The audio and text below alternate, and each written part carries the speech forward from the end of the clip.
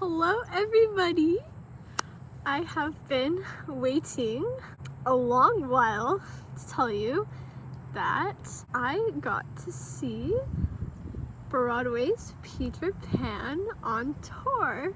So today I'm finally going to tell you all about it, how the day went, and all the stuff I loved about the show. That's what I'll start with, and then also some of the stuff that I personally didn't like, but it was still a good show. So the first thing I loved was the glitter. There was so much glitter in that show. Most I've ever seen. When Peter Pan first entered the Darling's house, he jumped in through a window, and then all the glitter came in behind him, and it was so like very sparkly. It caught all the lights, very beautiful, and then it didn't just sink, it like floated and slowly fell down, and it was just gorgeous.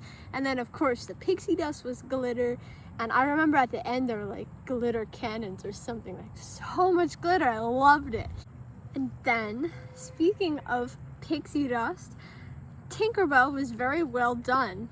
I couldn't tell what she is, but she looked like a star, you know? You just look at the stars far away and it's just a point of light that flickers. And I couldn't tell what she was. Was she a candle? My dad thought she could have been a drone. I'm not sure. The way that they portrayed her was interesting and like mysterious, or magical. Since we can't figure it out, it helps keep up like the the magic of the show. Also, she didn't talk, but they played like the xylophone. And the theater I was in, you could see the orchestra, so you could see the guys like playing the xylophone for Tinkerbell's words. Also, speaking of Tinkerbell, it's been a long time since I watched the movie, so I don't quite remember, but I think Tinkerbell gets yeeted to Hades Town, does she not, in the movie? But in the play, they had this moment where they let like the audience, specifically the children, interact. So Tinkerbell's, like flagging, she's not doing so well, and Peter has her in his hands, and he's like, "It's the children's belief in fairies that gives them life. Please, can you help us save her? Do you believe?" And so they had like all the kids, clapping and cheering and stuff, and louder and louder, and they saved her. It was very cute. Okay, and next up, Peter Pan's shadow. So what they did was they had the actual actor playing Peter, dancing around or whatever, and then they had like projectors to show his shadow, and it would like dance independently of Peter. And they used a lot of projectors in this show. Some of it was good, some of it was really not good, but this was very well done. The actor and the projection were very in sync, of course, because they've rehearsed it 1,000 of times, but they did a good job, and it was definitely an entertaining moment in the show, especially since it's like a kid show. The set of Neverland was very nice. Everything was like real, and I know that sounds weird, but the scene for the Darling's house, it felt like more projectors than real physical props, you know what I mean? But the island and Tiger Lily's island and the hiding place of the Lost Boys, it was all like actual physical props and a real set. It looked very nice. And also the set of Captain Hook's ship, that was really good too. I liked it, and they had like a whole little room in there that the actors could go in when they needed to disappear or whatever. It was built well, and the little hiding place for the Lost Boys, you could also like go inside. That was built well too. And the captain of the ship, Captain Hook, and Mr. Smee were both hilarious. I love Captain Hook's costume. I loved his accent. He did a great job. And I can't like remember all the the actual words of the jokes that Mr. Smee would say, but he was funny too. Then there was this part that referenced like other plays that I really liked. This was a part to, I guess, engage the older audience instead of the younger audience. But the Lost Boys kind of thought of like Peter as their father and Wendy as their mother, so they wanted Wendy to tell them bedtime stories. And so they're like, "Well, how does Cinderella end?" And she says, "Well, she and the prince, he found her, her foot fit the slipper, and they lived happily ever after." And I think one of them asked like, how does the Little Mermaid end? And she'd be like, "Well, they overthrew the sea witch and then they all lived happily ever after. And then one of them asks, how does Hamlet end? And everyone's like, they all died. There was this scene when Peter gives Wendy, John, and Michael the pixie dust and they all start to fly off to Neverland. And it's like they flew and they crashed into a clock, but then the clock like broke all around them and there was like strands of like all these different colors, and it just, in my opinion, it looked like, you know, perhaps they were traveling like through time and space itself, like through some kind of extra dimensional type thing. And it was just, when that moment happened in the show, I was just like like not crying, but almost like brought to tears in a way, emotional, because it was just so like awe-inspiring. I don't know how to explain it, just like the thought of like just flying out of like the dimensions of science or whatever into magic.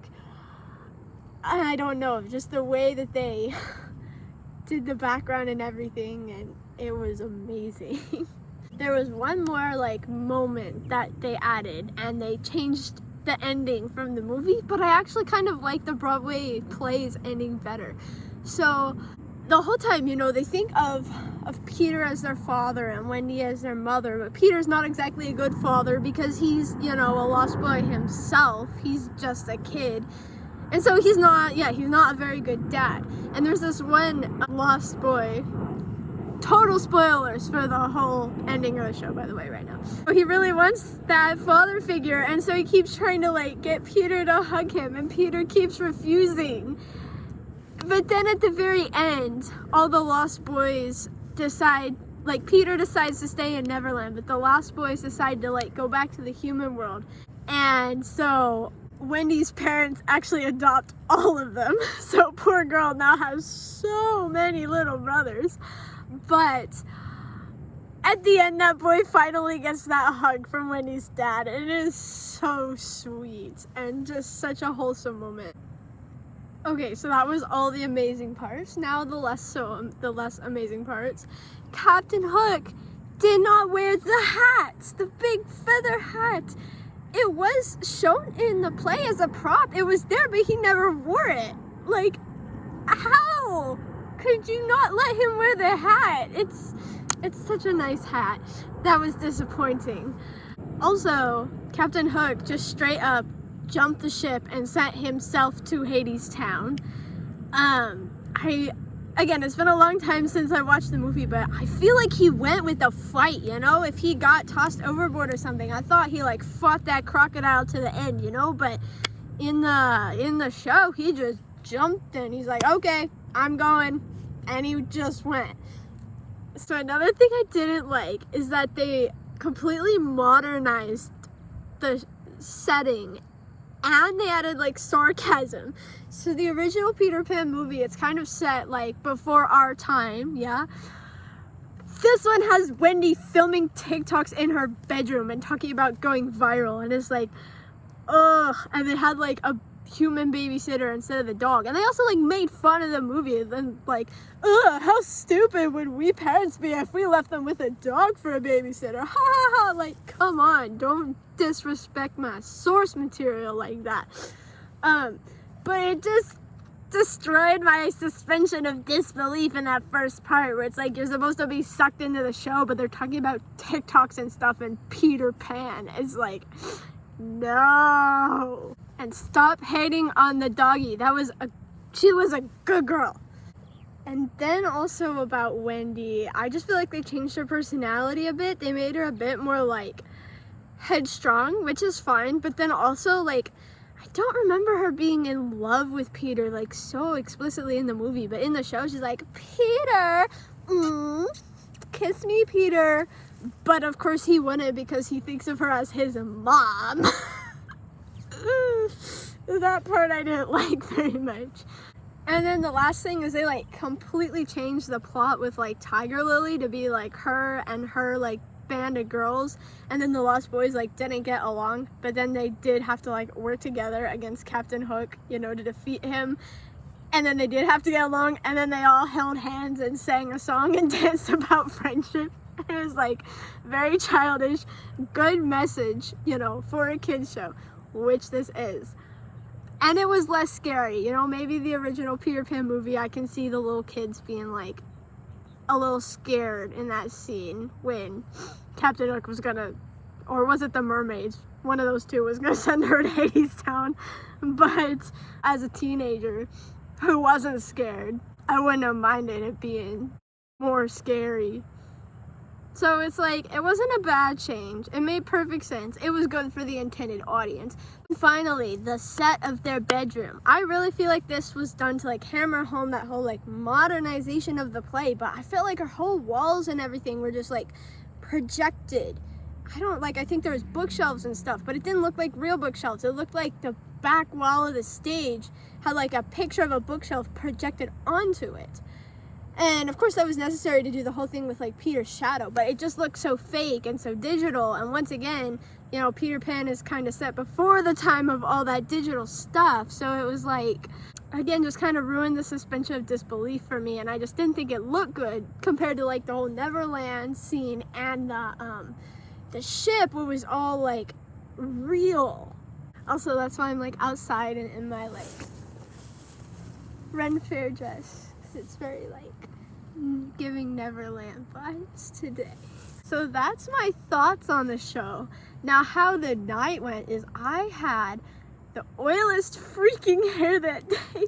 So I had like a white bow and I wanted to do my hair like Wendy's, but her hair's so short and I did not have time to curl my hair.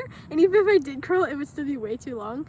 So instead, I don't know, I tried all these different like ponytail hairdos, trying to like kind of do something like inspired by her hairdo, but it was so oily, it looked so bad.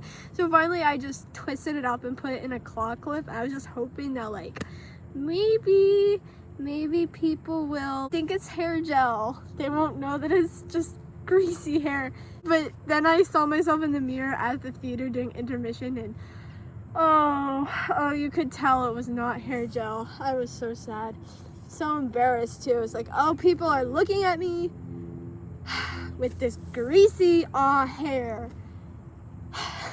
But who knows? I'm in the middle of a field of flowers in the middle of my neighborhood with a walking trail, and I'm sure people are staring at me right now shouting about Peter Pan in my Renaissance fair costume. So maybe I just need to get some more confidence and just wear the greasy hair.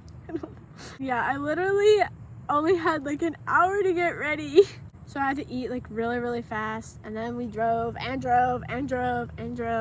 Oh yeah, and I wore like a blue dress because again, I wanted to at least wear something that kind of like paid homage to the source, or you know, to the play. So I had this blue dress that I got from Goodwill, about knee length, a little bit higher, dark blue, and like lantern sleeves out of like a kind of sheer blue fabric, like not really see-through, like maybe 90% not see-through, but 10% a little bit on the arms. And I like that dress a lot. I love the sleeves. They're so pretty and so like, I don't know, fantasy looking. I don't even remember how I did my makeup. I was just going as fast as I could, and I like messed up the eyeliner, so I had to redo it. Just as I finished filming the last clip of this video, it started to rain, so I am going to pack up my electronics and go home before something happens to them. Be sure to vote for Friday's video, and yeah, I'll see you on Friday. Bye!